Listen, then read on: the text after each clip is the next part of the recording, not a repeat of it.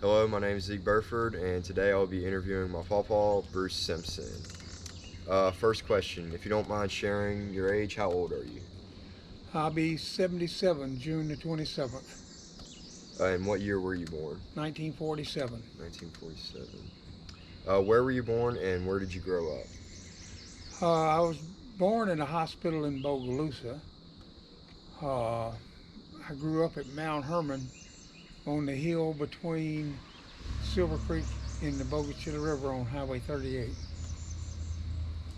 What is your earliest memory? My earliest memory. Hmm. I remember when I was 6 or 7, uh, my mama grabbing a snake when she was digging a tree out of the woods. Just, that made an impression on me. yeah, I bet. Y'all were just walking through the woods and you saw that? No, she was.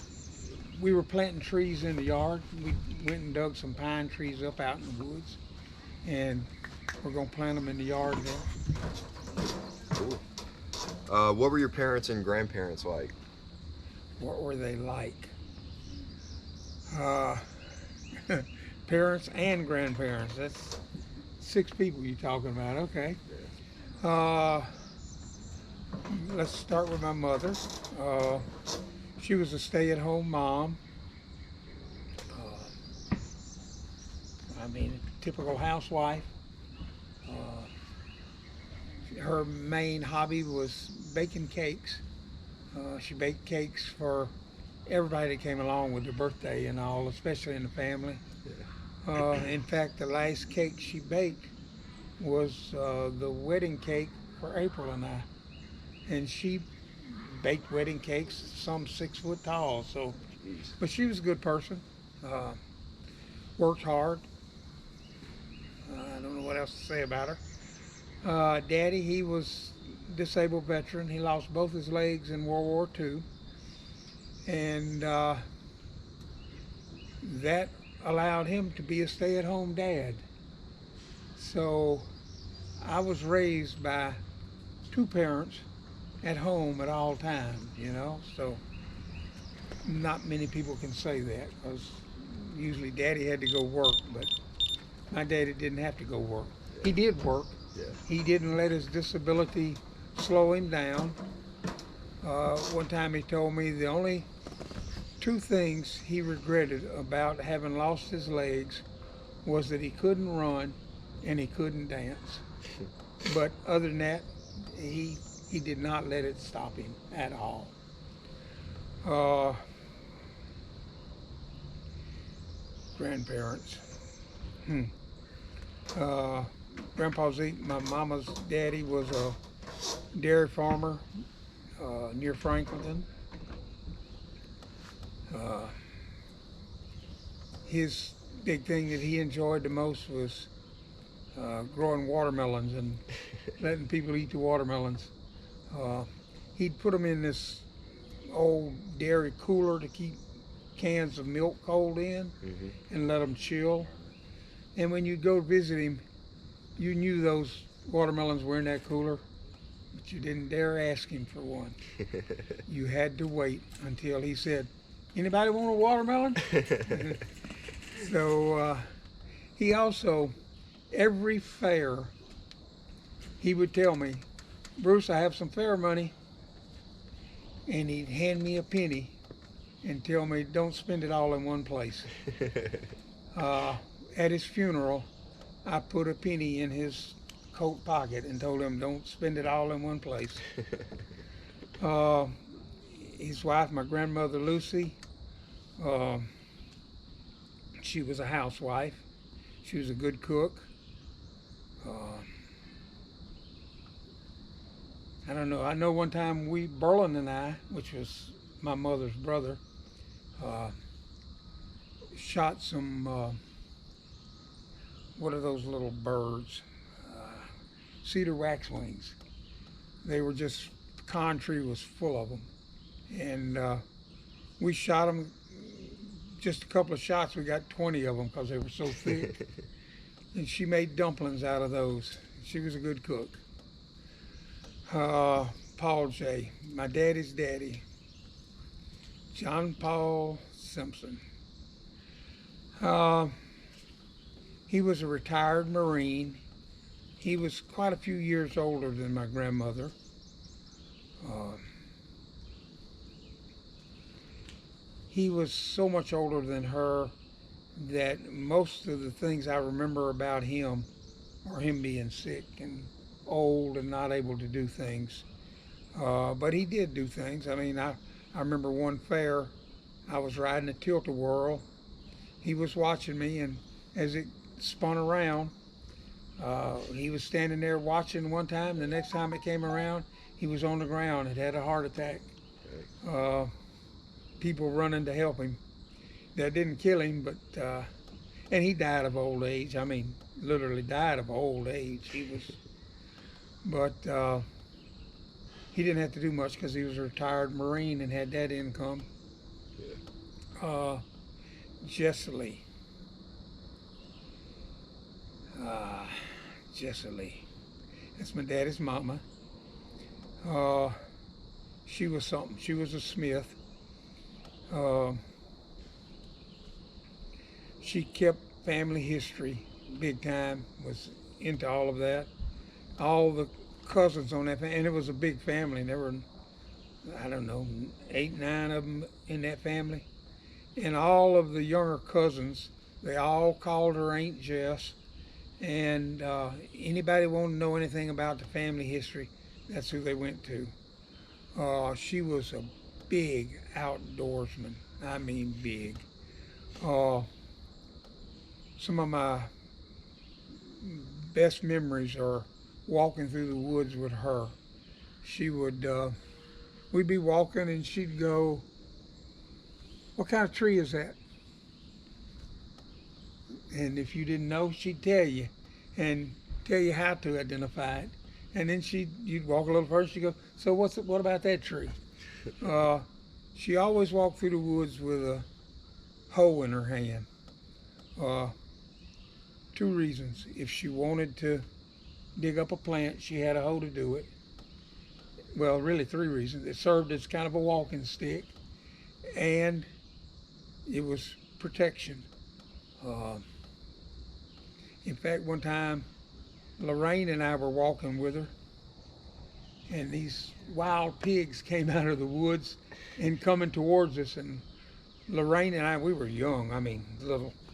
We climbed up her like a tree, and she stood there with that hoe chasing them pigs off. So she had flowers everywhere.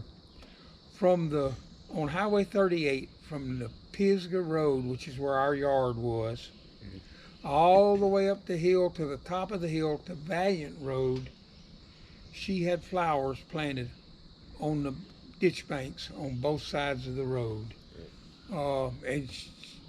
It was just a beautiful place to go through that little half mile, quarter of a mile of road, because she kept the flowers there. She was really big into flowers and doing stuff outdoors. Is that enough?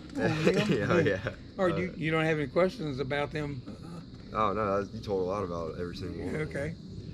Where'd you go to school, and tell us about your school days, grades, favorite subjects, sports, and clubs. Talking about high school. Yeah, high school, sure. Okay, I went to Mount Hermon, graduated in '65.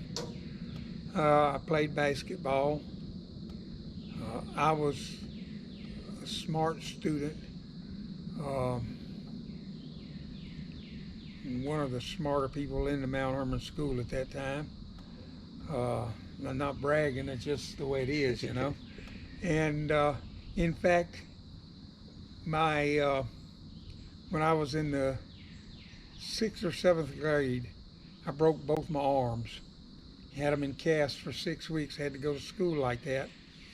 And all the teachers were making accommodations for me and all. And this one math teacher, who was Lee Bangs Wheeler from Kentwood, when the students were asking how I was going to do math problems in class, he looked at them and said, "He doesn't have to.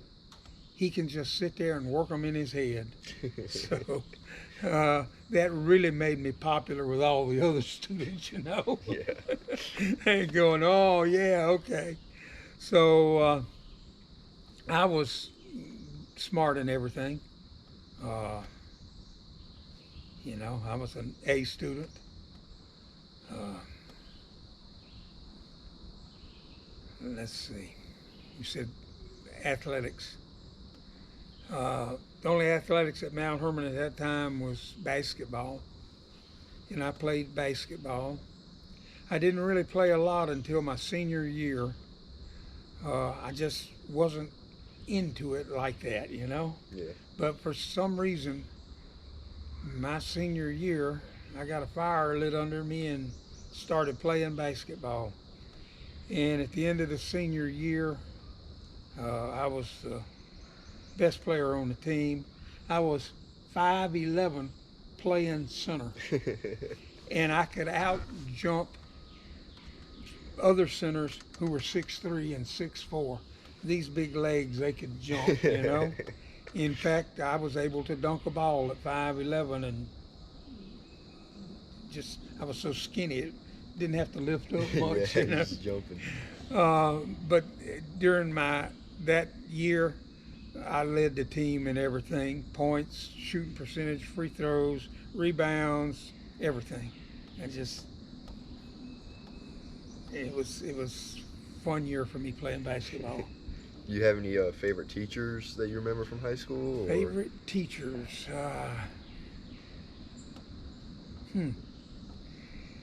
Not really any favorite. Well, the principal there, Finley Corcoran, he was math teacher while and he was principal, but he was favorite because he did a lot of hunting with Daddy and fishing, and he taught me. In fact, he taught me how to fish with a rod and reel. So he was pretty. And then Coach Cook, he was a neighbor there to our parents' house, so he was just a neighbor and a family friend in addition to being the coach and teaching school, you know. Good. So I'd say those two were probably it. How was life different when you were a child compared to today? Whoa. In what way? Pretty different, huh? Oh man. I remember when Highway 38 got blacktopped. Okay? It was a gravel road before that. Kids didn't have cars. Parents had cars that they allowed you to use, and very seldom at that. You could leave your house and not lock your doors.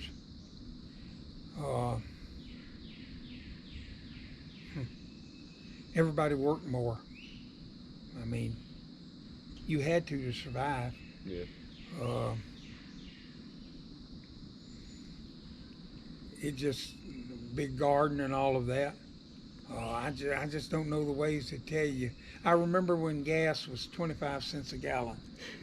You'd pull up to a pump, and back then there was no self-serve. Yeah. They came out, washed your windshield, and pumped your gas. So you'd pull up and say, fill it up or $5, whichever comes first. So things were a lot cheaper. Yeah.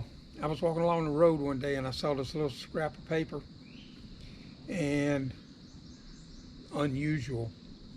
You look at the road nowadays, you see paper and trash everywhere. Yeah. A scrap of paper on the road back then, that has to be something somebody lost, because people didn't throw trash out. So I went to get it because I knew it was something somebody lost.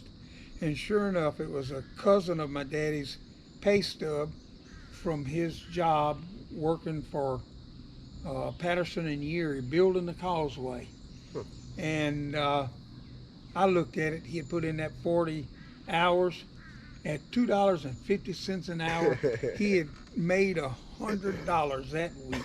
And I remember looking at that pay stub and going, man, I can't wait till I make $100 a week. I'd have more money than I know what to do with. times were just so much simpler, you know. Yeah. Hunting.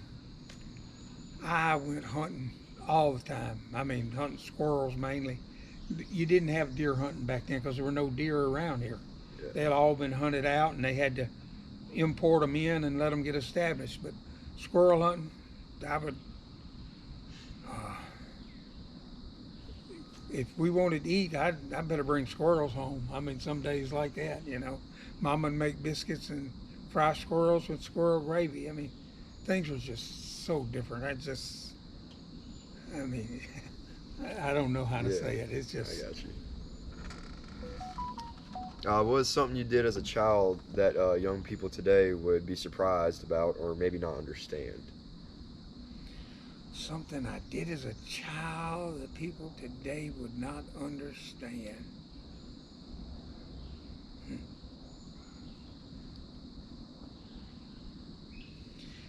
Nothing comes to mind. Probably just like hunting for survival, right?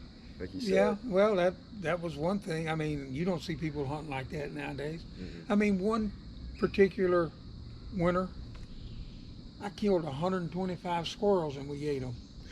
Okay, uh, you don't see hunting like that anymore. Fishing. I mean, we fished the Bogachita River. Back then, the Bogachita River, that's something that's different than today. The Bogachita River back then, you could not find a place to wade across it. Really? It was that deep. Uh, if you wanted to get across the river, you were going to have to swim at some point. There were holes in the river that were 30 feet deep. Uh, there were up around Clifton. There were 40 and 50-pound catfish in the river. I remember going to the Warrenton Bridge and sitting on that bridge watching alligator gars swim up the Bogachita River to spawn. Huh. And they were, the ones that were swimming up were 6 and 8 foot long alligator gars, and they'd break the water like porpoises or something on their way up the river to spawn. You don't see them in the river anymore. You can thank gravel pits for that. They filled all those deep holes in with sand Yeah. and ruined that river. I mean, ruined it. What else? uh, Growing up, what kind of gifts did you receive for Christmas? A lot of clothes. A lot of We didn't have clothes. a lot of money, so you know, you got clothes. They practical. I did get a bicycle one year. It was a used one though, that a cousin of mine in New Orleans had outgrown, and Mama and Daddy got it for me. Near as I know, it's still in that barn up at Faye's house, unless somebody came in and stole it, you know. Yeah. As I got older, tools, practical things, you know. Yeah. Nothing frivolous. Yeah. What was the first movie you remember seeing?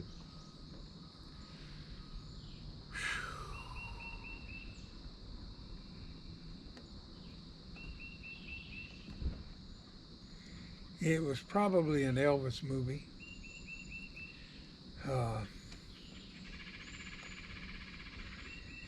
It would have been at the drive-in theater in Bogalusa. They had 2 drive-in theaters in Bogalusa. And we would go to the drive-in theaters, and I'm sure it was an Elvis one. Which one, I don't know. Yeah. But we saw them all, you know. There were some things Daddy would spend money on, you know. Yeah. A thing that's different now, the way we took our vacations. Daddy would save money all year, and when he thought we had enough money to go on a vacation, we'd start packing and away we'd go. And we'd drive and out west or to the Smokies or up to Arkansas or wherever, a lot of trips out west. And we would drive and go on a vacation until Daddy had spent about half the money. Then we'd turn around and come home. That's how we knew how far we were going. But doing it like that, we did make it to San Francisco one year, you know, so Yeah. we took some long trips. What else? Did you watch TV as a kid, and if so, what was your favorite show? I remember when we got our first TV, black and white. People would come to our house to watch TV because they didn't have them, Yeah. you know. Saturday morning cartoons, watched a lot of that. That was my big thing, all the Saturday morning cartoons. Friday nights, you had boxing on TV, the Friday night fights. Yeah. Daddy was a big boxing fan, so we watched boxing, you know, on Friday nights. Friday nights. There weren't many other shows we watched, you know. Yeah. There wasn't a lot. There were only 3 channels you could get. Yeah. 4, 6, and 2. And it was black and white. What are some memories you have from the Washington Parish Fair?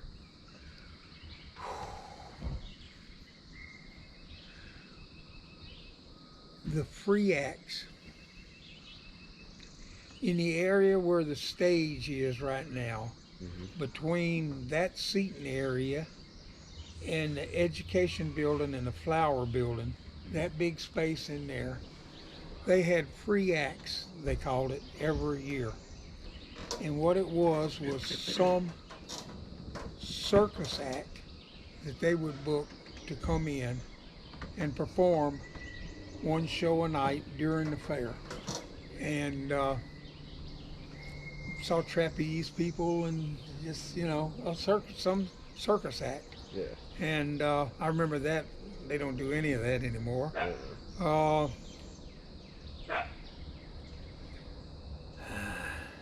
I always liked going to the flowers. That was my grandmother's influence, because she usually had flowers in there, In the fair. and Aunt Jerry had arrangements in there, so we'd go to see how they did.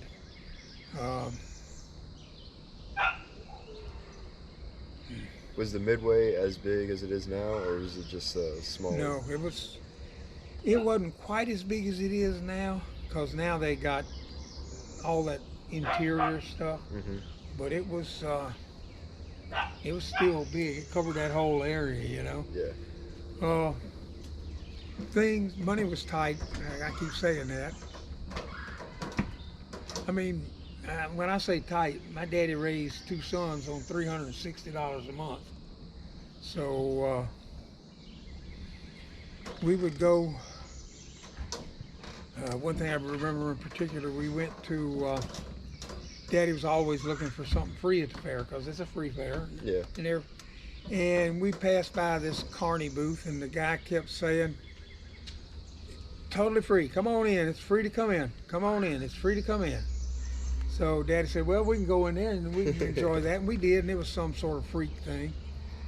And after we had seen it, I don't even remember what it was. The thing that made the impression on me was when we were coming out, it was me, then Brett, then Faye, then Daddy walking out the door.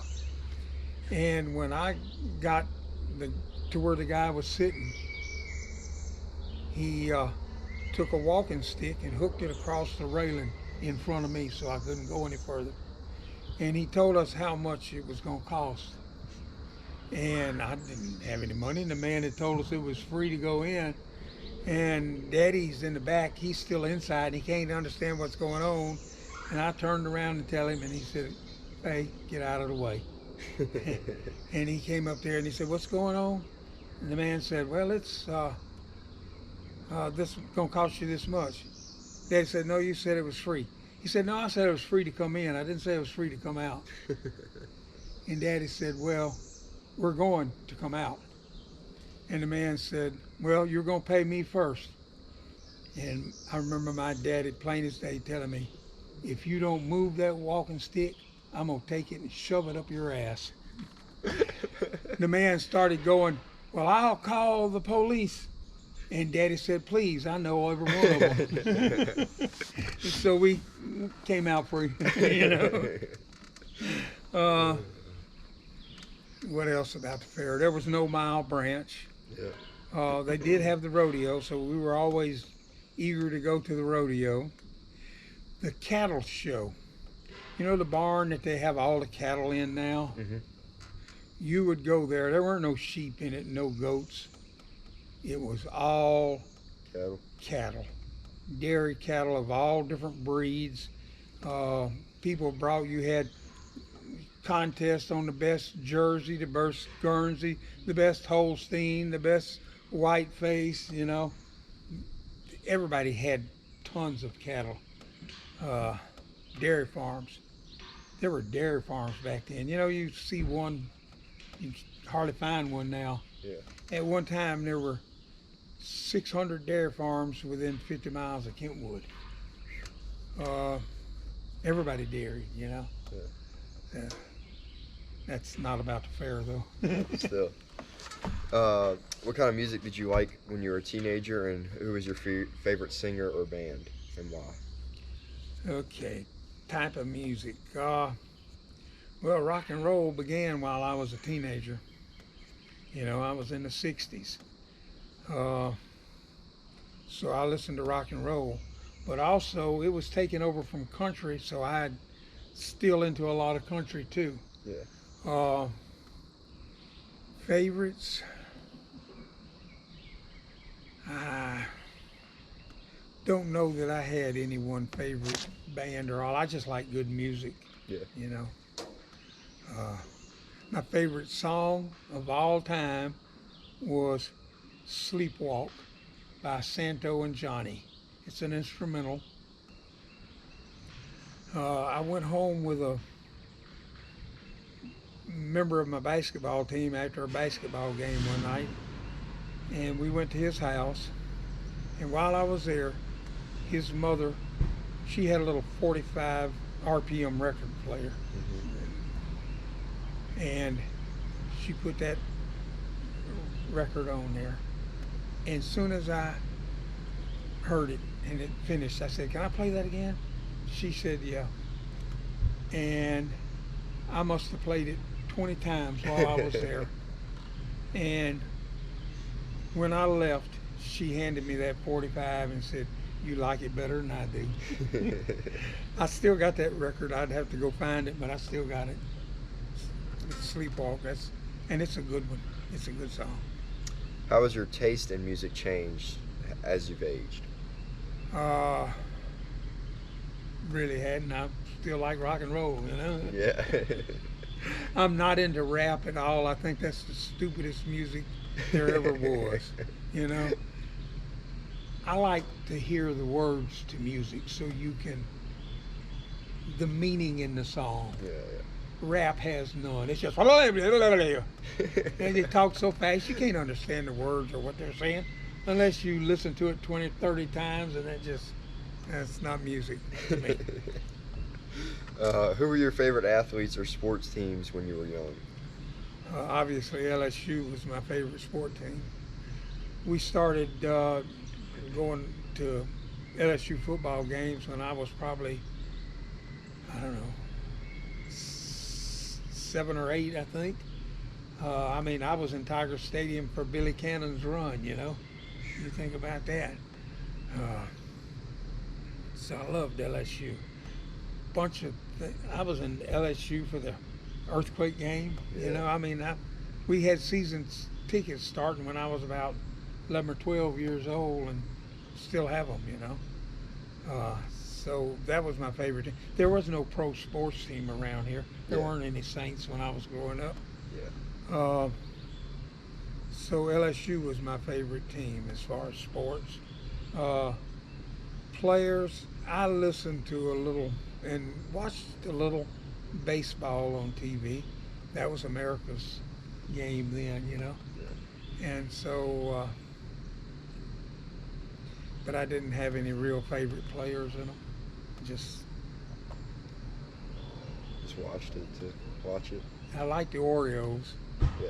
but everybody else liked the Yankees, and they thought I was an idiot for liking the Oreos. You know? Has Tiger Stadium changed since you first went to an LSU game to now? Because it's pretty big now. It is. 102,000 people. Yeah, it used to be, I want to say 60 or so. It was big when I was there. Yeah. Because it was built, all of the ring part was built. I remember them building that south upper end zone that they had for a long time. In fact, we used to sit down below that, and then when they got it, we got our tickets up in there. But all of the high upper parts, and that's all been built since then. Yeah. It was, tell you about parking at Tiger Stadium, we'd get there early, and we would go park next to the stadium by the elevator going to the press box. I mean, that close we could, and all we had to get there was 1 or 2 o'clock in the afternoon and have a picnic, eat fried chicken, and wait for the game, and we could park right there. I mean, we never had to walk any distance to park. Just get there early. There was no reserve parking. Yeah. So. Did you or anyone in your family serve in the military? And tell us about your experiences. Everybody served in the military.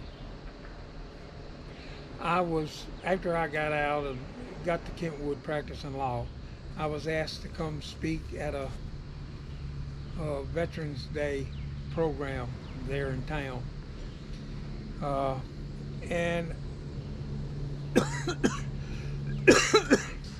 in preparing my speech for that, I looked at my family history in the military. And what I discovered in doing that, and this was, let's see, Walter's 40, so this was 35 years ago. Walter was 6 or 7. I got him up on the stage with me and had him stand by me while I gave this talk. And I pointed out to him that I was a veteran. My daddy was a veteran, lost his legs in World War II. My grandfather was a Marine. And that in a direct line of descendants, my family in a direct line had served in every war in this country except the Korean War, starting with the Revolutionary War. And the only reason it wasn't the Korean War is because Daddy had lost his legs in World War II and they couldn't call him back. Yeah. And I concluded my speech by going, and my only question in all of this is, what's going to be my son's war? Well, he went to Afghanistan twice, Yeah.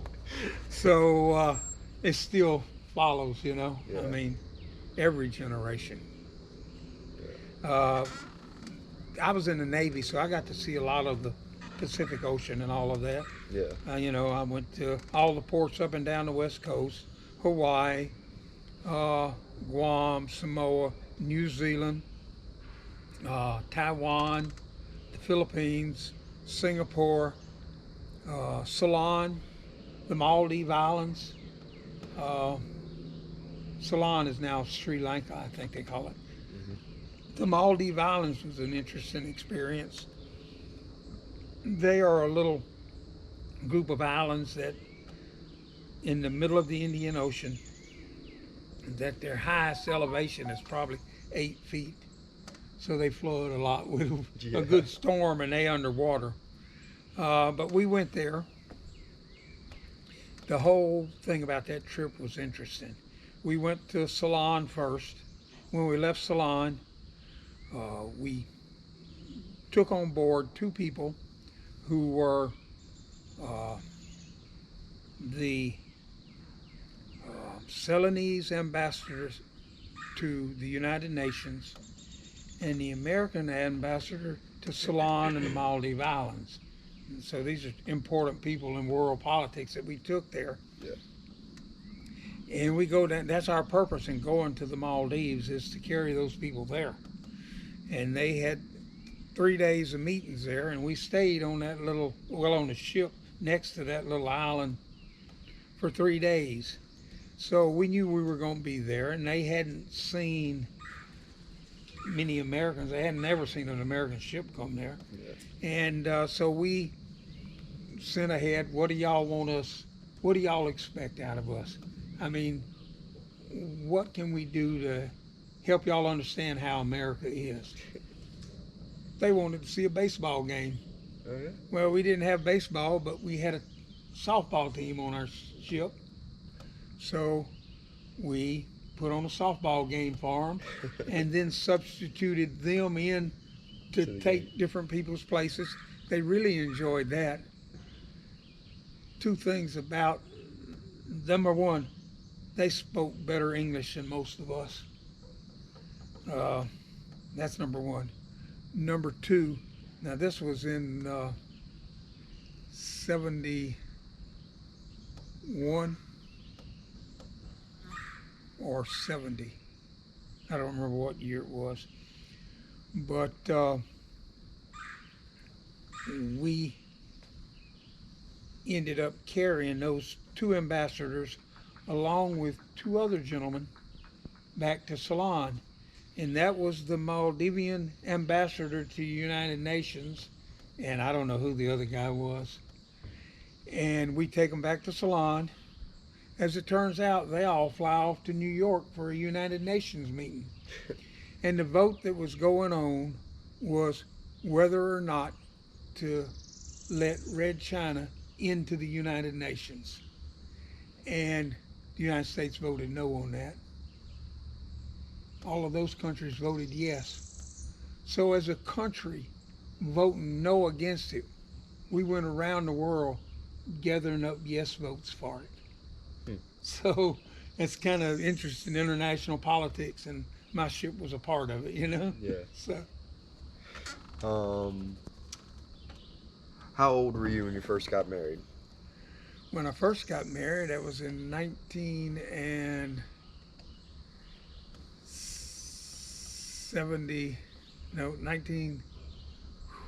When did I get married? I got married the summer before I got in. It must have been 71, I'm not sure. But I was 22, something like that, 23. You know, I can't remember when I got married. You get old, you forget things. What's the happiest day in your life? The happiest day in my life. Whoa.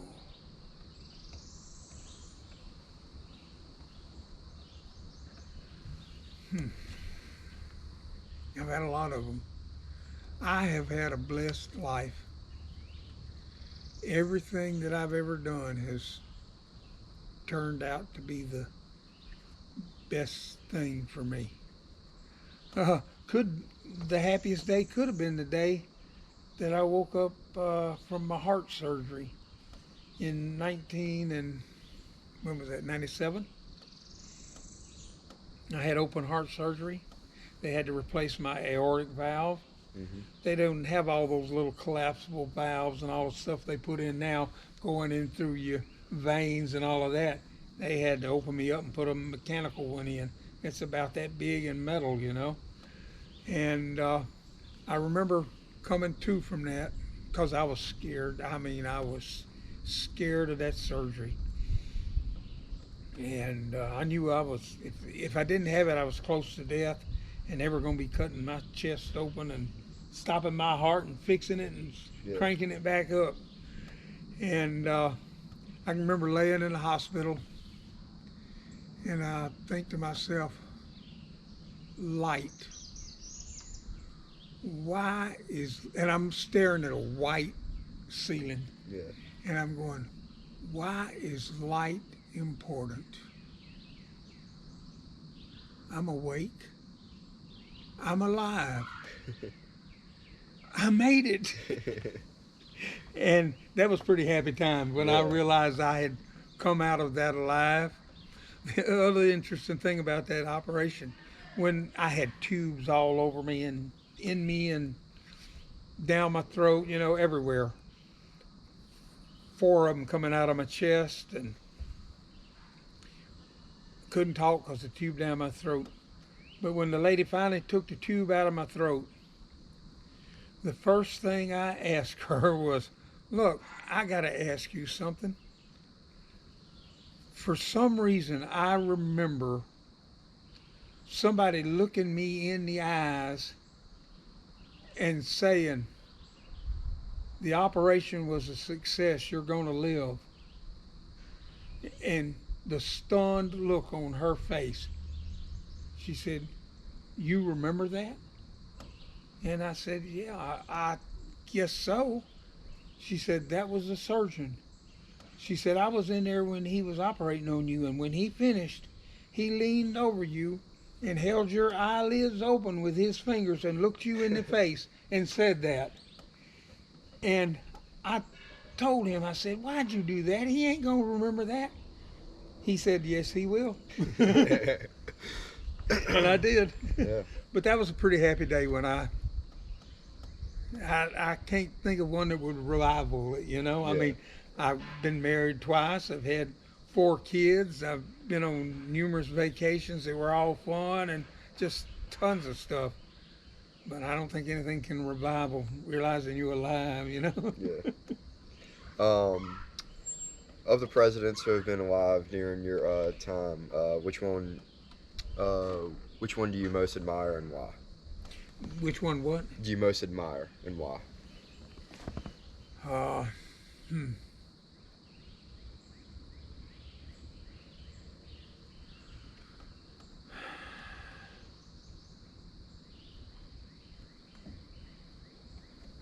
Not really any of them. I just they're just politicians. They're just our president.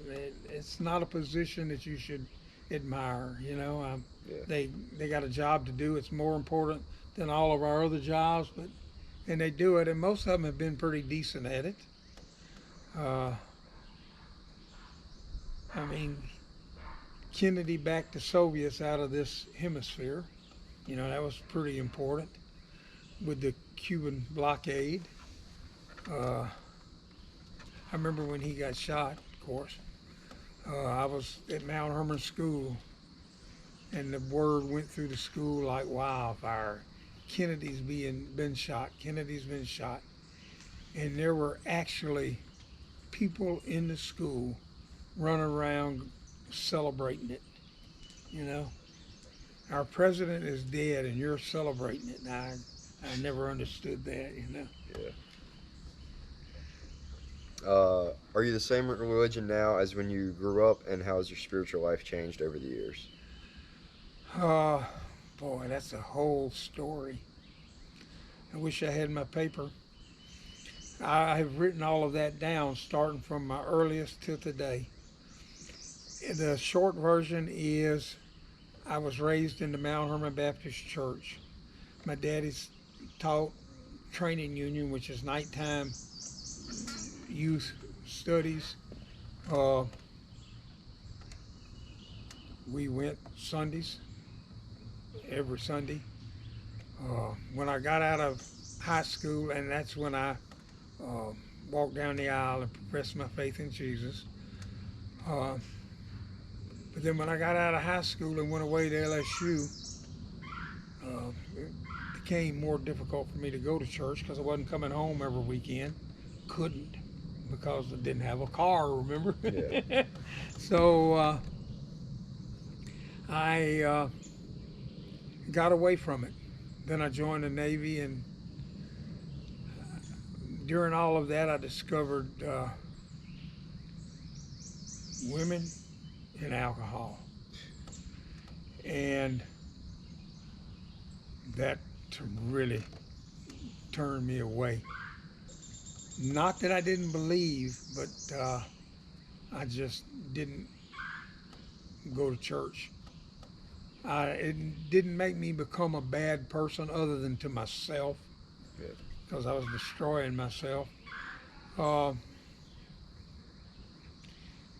then after my heart valve incident, which was 97. I was walking around and people would say, I hadn't seen you in 8 weeks. Where you been? And I'd tell them what had happened to me and that I've been recovering. And they'd listen to that story and people would say, God's not through with you yet. And you know, you hear that one time, you go, yeah, okay, I understand that. If I heard it one time, I heard it 100. And that makes you begin to think, if everybody's telling you God's not through with you yet. So I started reading my Bible again. And then I started going to church at the Tangipahoa Baptist Church. And I found out why God wasn't through with me yet. Because at the Tangipahoa Church, when I went to it, there weren't but 15 people there on a Sunday morning, of which I was one. And they decided to move, well, we decided to move the church out of town. And I helped them. I was in charge of the building committee that built a new Tangipahoa Baptist Church out in the country. I never knew that there was so much work that God needed done on this earth. So I've been going to church regular ever since then. I'm now a deacon. I made a deacon at Tangipahoa. I'm still a deacon. Now I go to Clifton Baptist Church. Going to Tangipahoa, where they put the new church, was eating up 4 hours of every Sunday travel. You know, to church and back, church and back. And so we started going to Clifton, which is close to home. So I'm more, I don't know. I never became a bad person. I believe you should live your religion, and I do.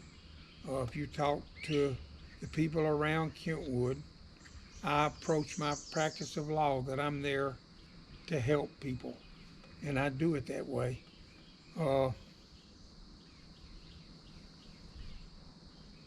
There are three people or three professions that I don't think people should go into for the money. One of them's preacher, one of them's lawyer, and one of them's doctors. Those are three important people to everybody's life. And the ones that are getting rich, they're doing it wrong, you know. So. If the world could go back to the way it was when you grew up, would you want it to? Why or why not? Would I want it to go back to the way it was? Absolutely. How would it be to be able to walk out of your house and not worrying about your neighbor walking into it and stealing it while you were gone? How would it be if nowadays everybody helped everybody do things? A neighbor and friend of ours, their barn burned down. 20 men got together and built them a barn. He didn't have to take it out of his pocket. Yes. And an interesting thing, that was in the 60s, and this was a black man they were all helping. So while we were segregated then, there was no real animosity between the races. It just was separate.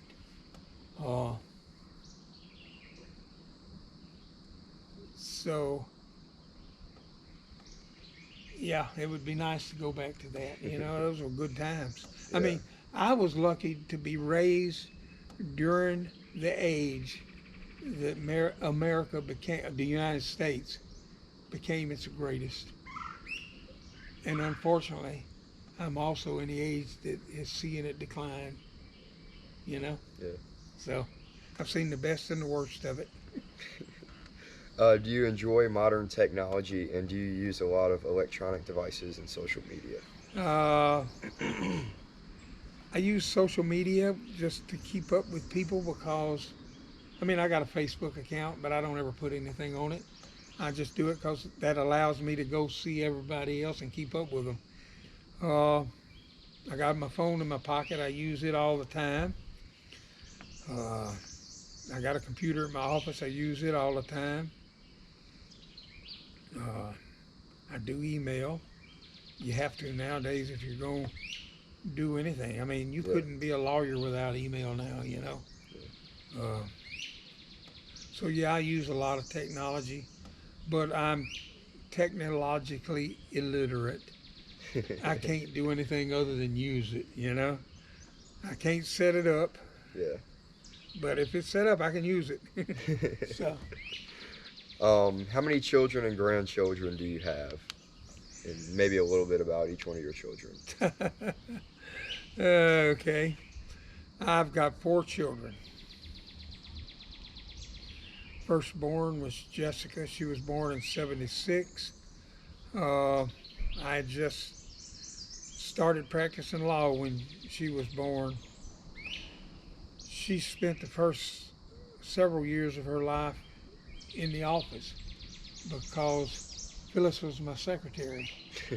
So Jessica got raised in the office the first part of it.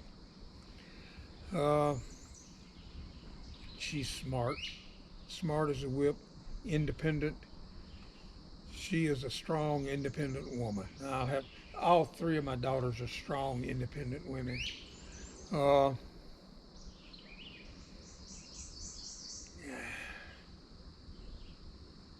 second, twins. Had twins, Walter and Stephanie, boy girl twins.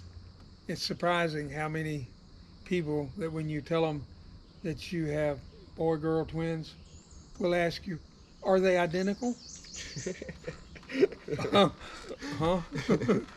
I mean, there's a lot of stupid people in this world. Well, one's a boy and one's a girl. Other than that, they're identical. So, Mother Stephanie, she's always tried to take care of everybody and everything. Walter, he's smart and independent too. All of my kids are independent. Uh, I don't know where they got that from. I mean, you know, I got out of law school and I went to Kentwood and I opened an office on my own without another partner and just said, well, I'm here. It's time to practice law. So that kind of, I guess, helped make them independent. Uh, Ellen, your mother, uh, she's a smart person. She's independent. I mean, she's into a lot of things. Uh, 3 athletes were Jessica, Walter, and Ellen. Stephanie was a cheerleader. Um, Grandkids. I have 7 grandkids. Jessica had none. She told me I might have to make do with her dogs for grandkids from her, even though she's been married 3 times, you know. Yeah. So,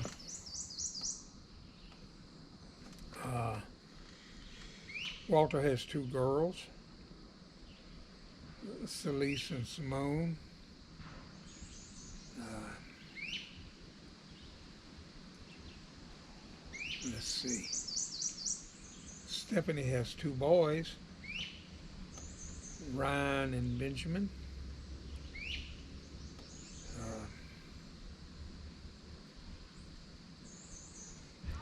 Ellen has 3 kids, you and Hazel and Harry.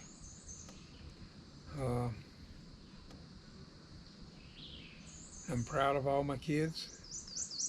What little I know about my grandkids, it's kind of hard because, you know, I started having kids late in life compared to other people, which means I had grandkids come in life. Like I will probably never see any great grandkids.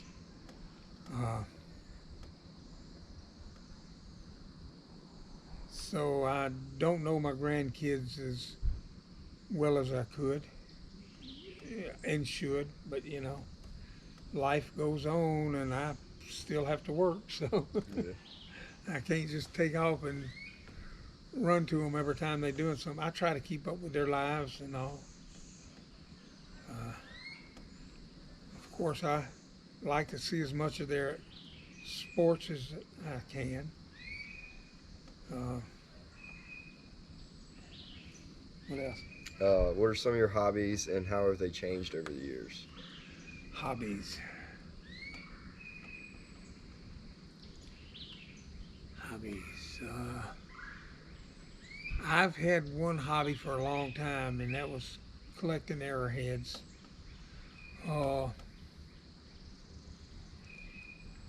I've probably got, I don't know, close to 100 of them. Uh, I enjoyed that because it was outdoors. You could go wander across people's farm fields for hours. You're outdoors, enjoying the outdoors, and you're looking for arrowheads, which are remnants of the people who were here before us, you know. Yeah. Uh, I know for certain where one Indian campsite was just because of the artifacts that I found there. And I don't know that anybody else knows that there was an Indian campground there or an Indian village there. Yeah. But I can just tell by the types of artifacts I found. The biggest giveaway was it's on an old river bank. The river has moved a quarter of a mile away now. Yeah. But that old river bank, and it was when the river was elevated more, you know, it keeps digging down. Yeah. And on that river bank, I discovered a place where, as they were chipping rocks to make all their tools and everything, and they'd get a pile of them, you don't want to keep that stuff in your campsite because there's sharp edges and it'll cut you. Yeah. There was this one particular place on that riverbank that they would go and dump those. And it went from the top of that riverbank all the way down to what would have been the river level, which was about 5, 6 feet, 4 feet wide, 2 or 3 inches deep. That's how long they had been there. That pretty well tells you they were there regular, you know. Yeah. So I know where that site is. I discovered that through my hobby.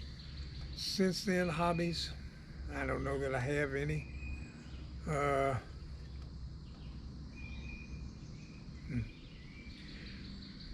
I really enjoy. Part of my law practice is real estate, and I enjoy that aspect of my real estate almost as a hobby. I like maps and looking at old maps and stuff like that. I've got a map in my office. It's a 1915 map of Kentwood. Nobody else in town has it. The town doesn't even have it. Yeah. So, and it's a big one that the town should have. You know, it's 4 foot by 4 foot. I'm probably gonna give it to them at some point, but right now I still use it. Yeah. I used it day before yesterday. Had to go look at the dimensions on a lot for somebody. You know, so I guess that's. But I don't arrowhead hunt as much anymore because I can't walk like I used to. Yeah. My heart's bad, and my legs are bad, and it just doesn't lend itself to walking much. Yeah. Other than that, I'd still be hunting arrowheads. The only thing that would be hard about it now, people don't plow their fields like they used to. Yeah. And a lot of the fields that I used to hunt in are now 40-foot tall pine trees. So Yeah. All right. Last one. What piece of advice do you have for young people today?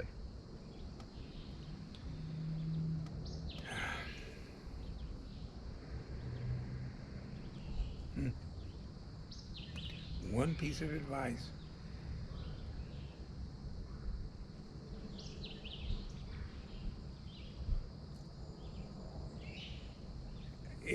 goes back to the golden rule: treat people like you want to be treated. You'll get a lot further in this world if you do. Uh, and you're going to come across a lot of people who don't do that. I don't know that you can hold it against them because they've never been taught that. Get an education, of course. Uh,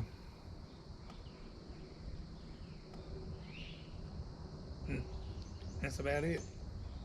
Well, thank you for doing this. Appreciate Sure, it. that's okay. Do you know anything more about me than you did? Oh yeah, definitely.